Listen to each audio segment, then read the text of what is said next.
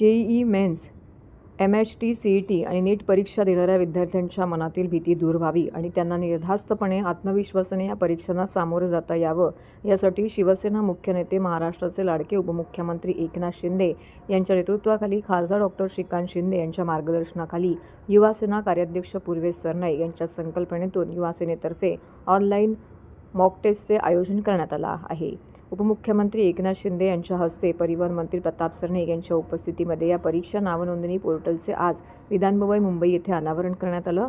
राज्यातील जास्तीत जास्त विद्यार्थ्यांनी नोंदणी करून या ऑनलाईन मार्केटमध्ये सहभागी व्हावं असं आवाहन पूर्वेश सरनाईक यांच्या वतीने करण्यात आलं आहे.